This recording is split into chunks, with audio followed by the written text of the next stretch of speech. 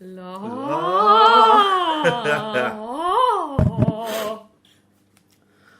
to 15-Minute Theatre, the only review show that squeezes a whole production into 900 seconds. The date is Thursday the 1st of February 2018, and we've just been to see The Divide. Open the house.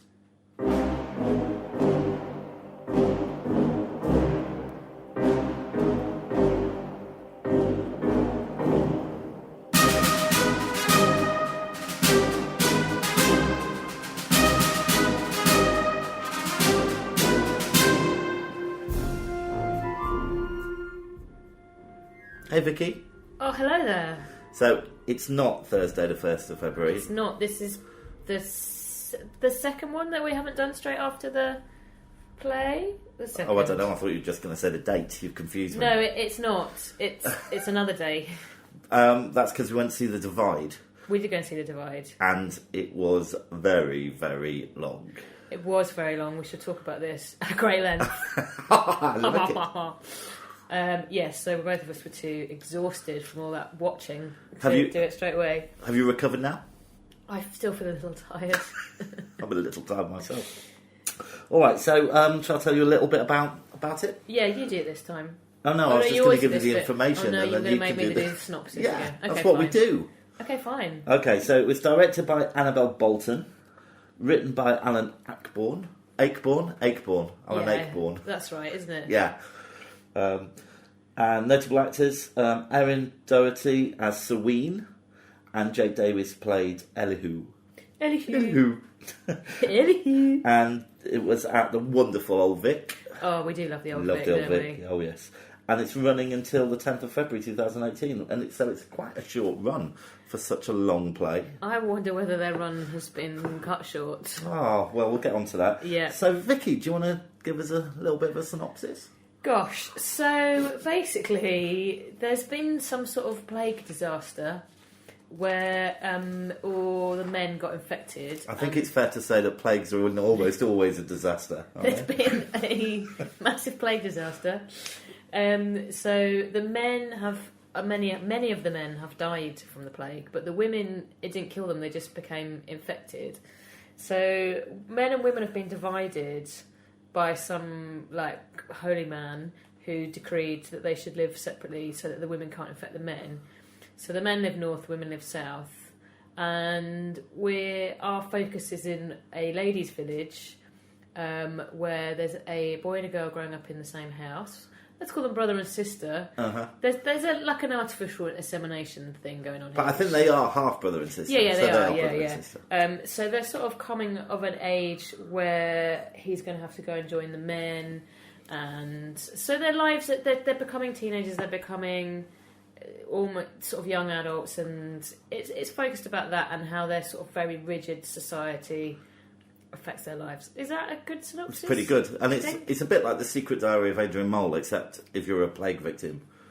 Because it's both done through two diaries, isn't it? The boy's diary and the girl's diary. Yes, exactly like The Secret Diary of Adrian Mole. Well, you know what I mean. Yeah. Anyway, so, crikey, it was long, wasn't it? What did you think? Well, I have to say my main comment was it was much too long. Yeah. Much too long. Because originally it was supposed to be two parts. Yeah. Part 1 and part 2, which presumably were probably still about 3 hours long each anyway. Uh-huh. And I think it had quite bad reviews, so they cut it. But it was still, including the interval, it was about 4 hours. Yeah. And much to our surprise, when we got there, just before it started, we were told that it wasn't a preview, it was now a dress rehearsal, because they hadn't managed to do a dress, because it's so bloody long. Yeah.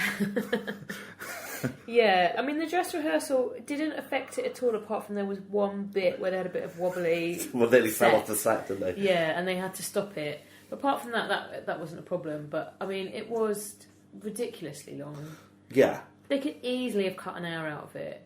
Easily. Saying that, though, the seats are very comfortable at the Old Vic, but I wasn't bored. But I was at the end. I think that there was like an extra 25 minutes that you didn't need after the main bit at the end. There was a really natural ending point, wasn't there? Yeah. And then they just carried it on for ages, just for kicks. Yeah, and there was no need for that, so that was boring. But the rest of it, I mean, stuff happened, but not. It wasn't very dramatic, was it? No, a lot of it at the beginning, a large portion of the beginning was set in quite a small space with very limited characters in it, and because they all sort of had to wear a uniform, the clothing was very dark. The women wore bonnets, the older women, so you couldn't tell who was who. So I found it a bit claustrophobic. Well, it was in a black box as well, wasn't it? Everything was black, and they were wearing black, and they had black hats on, so all you could see was their faces, really. Yeah, and they sort of blocked off half the stage for maybe the first hour or so, didn't they? So they were only in a very small part of the stage, and it just went on. That bit went on too long, I thought. Yeah. There's a lot of explaining about stuff which could have been done a lot quicker. And they didn't need to explain every little thing. We could have picked some of it up, surely. I like to think we're not idiots. Maybe we are. There was a lot of unnecessary chit-chat, that's for sure. What I was a bit confused about is what were they trying to say? You really feel like it should. There's some sort of meaning. Well, everything has meaning. My niece was in Little Shop of Horrors this week. Yeah. And the meaning of Little Shop of Horrors is don't feed the plants. Oh well, it's not. It's like don't be tempted by greed. So that's got a meaning. Grease, be a slut. You do all right. I don't think everything does have to have a meaning. Okay, well this didn't really have a meaning. Well, it was Romeo and Juliet, I suppose. Yeah, there was a Romeo and Juliet element in it, because men and women were not allowed to have physical contact over a certain age, were they, because of the infection? Yeah. So there were some star-crossed lovers. Yeah. Yeah, there wasn't. Was there a meaning? No. Not really. But everything worked out in the end. Should we talk a little bit about Serene, who played her again? Erin Doherty. Yeah, she was really good. She was brilliant. So she was the main character, really, wasn't she? Yeah. Because Elihu, she was. I just thought she was a bit stronger than he was. I thought she was great. She was funny. She was sad. I tell you what, there was a bit in it where she started reading secretly, because you weren't supposed to read a load of books, and she started reading Jane Eyre, and I just thought she's just like Jane Eyre. But didn't she think she was just like Jane Eyre as well? Did she? Well, we all did then. Did you? Yeah. And she mispronounced it, didn't she? Oh, yeah? What did she Jane say? Eyre. Yeah. I'm reading Jane Eyre. I mean, she was funny. Her character was nice and very likeable. Yeah. And because obviously she started, I think she was 11 when it started. 9. Was it 9? That's why it was so long. They should have started at 11. Yeah. Because obviously she was acting from her words she wrote from her diary. Mm-hmm. It was very sort of personal to her. The way that she looked at everything, the way that everything happened around her was through her view. And the same when Elihu. Yeah. So it was so formulaic, wasn't it? So she'd come on and do a bit, and he'd come on and do a bit, and she'd come on and do a bit, and it just really plodded along. Yeah, it did. We grew up with them probably in about real time. I do feel about 10 years older. Exactly. I think I look about 10 years older as well. So we were there obviously for the dress. I think everything was done, but the lighting wasn't very good, was it? Well, it was just. I just found it quite hard to see. I couldn't tell who was who. the lighting not being very good. I just couldn't tell who was who half the time. Partly because of the lighting, partly because of the stupid bonnets. Yeah, they're all dressed exactly the same. And do you know what? It was a bit like. Did you see the TV adaptation of The Handmaid's Tale? Yes, yeah. See, now they've all got costumes, colourful ones. But yeah, they've all got these. They're very strong and they're very. They could have done that.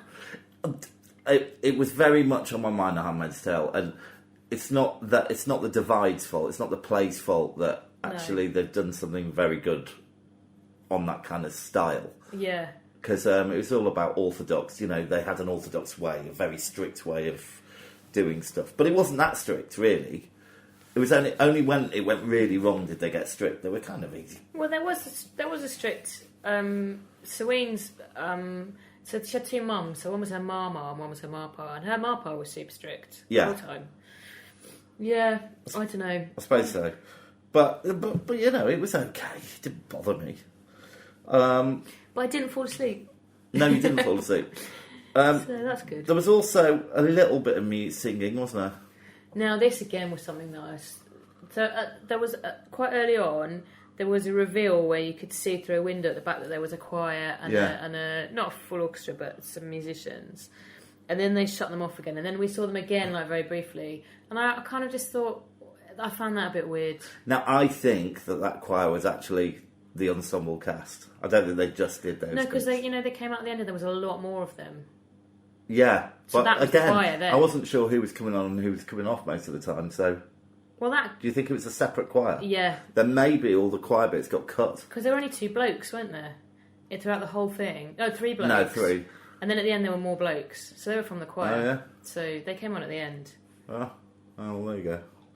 All right, so I don't think it's going to last in our memory forever, is it?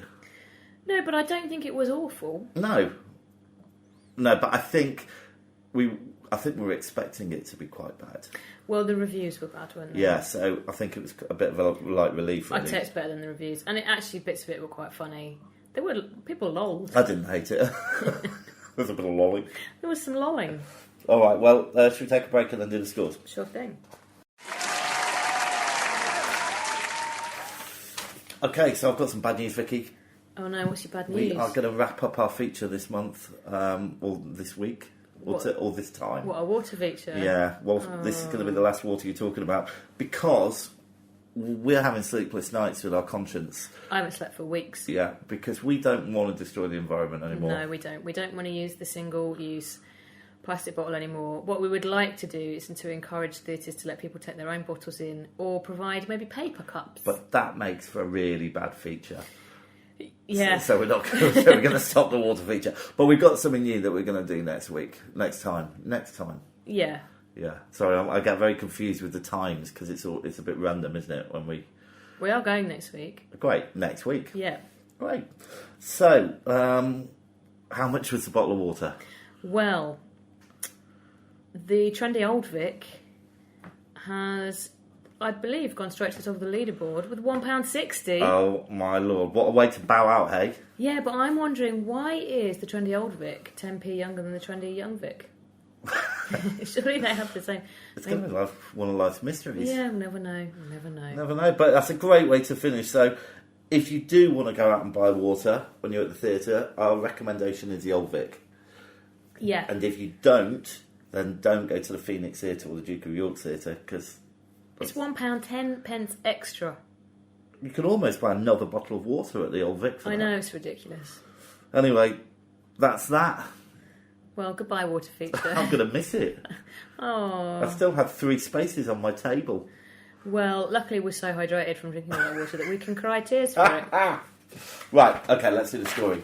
I better go first this week, haven't I? Why? Because did you go first last week? I can't remember. Nor can I. You do it. All right. I like it when you go first. Okay, performances. Well, I like the performances. I thought they were pretty strong. Yeah. But the central 2 I really liked. And the others were all right. So I'm just going to give it a nice strong 8. I'm going to go an 8 as well. I think they were all pretty good. Sweden was excellent. Great. Okay, staging and technical. Well, not that impressed, to be honest. Partly because it was dress rehearsal. Like one of the very few bits of set that they had nearly fell over. That was quite fun, though. Because you could see them all running around at the bottom, couldn't you? Yeah. Looks like something's going to happen. And the set was not impressive in any way. The lighting was poor. I'm going to go 5. Have you gone 5? I've also gone for 5, yeah. Wow. We should get little scorecards. But only you and I can see them. Oh, yeah.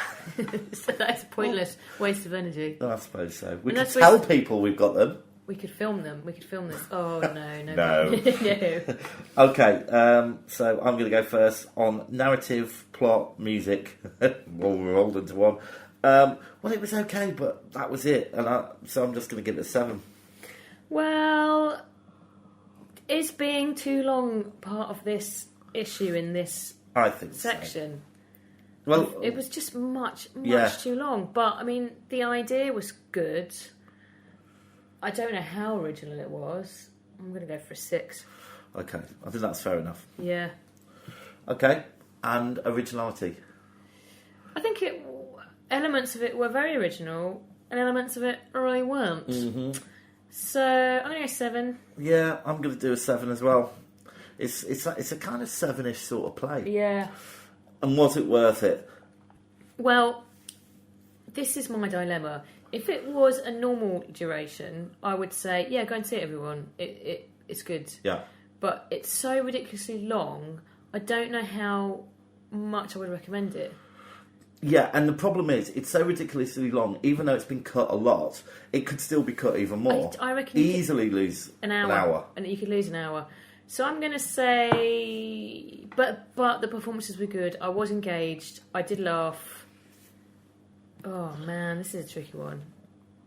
I'm going to go 7. I'm going to do a 7 as well. Oh. There we go.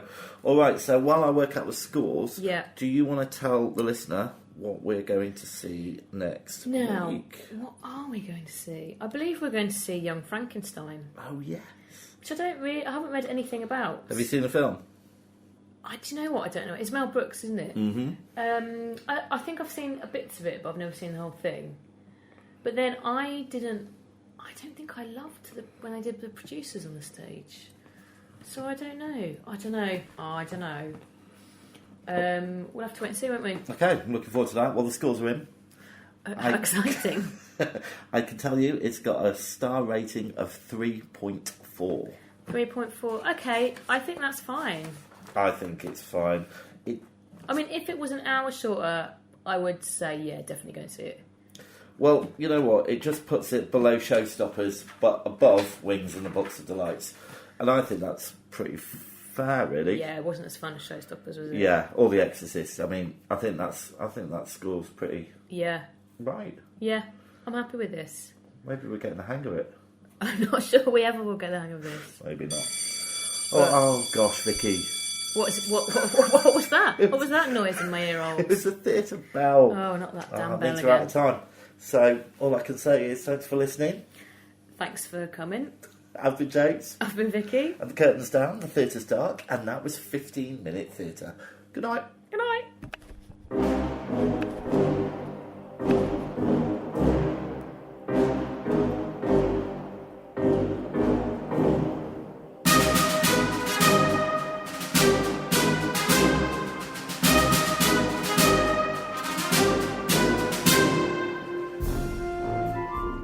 If you're brave enough to have your theatre production reviewed, please contact us at 15minutetheatre@gmail.com. Find us on Twitter and please rate and review us on iTunes.